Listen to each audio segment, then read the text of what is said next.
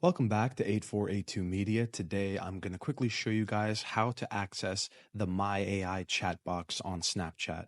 So it's very simple, all the way to the bottom where you can see that number 1 with the chat emoji. We press on that. And now, as you can see all the way in the top, it says My AI. So it would just access it by pressing on it. And now you've accessed My AI.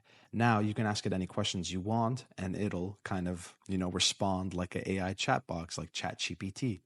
Now, if you guys aren't getting it on your chat, what you should do is go to your app store and go to the search bar, type in Snapchat, and if it says update on Snapchat, then you have to update it because maybe that's the reason why you're not seeing it.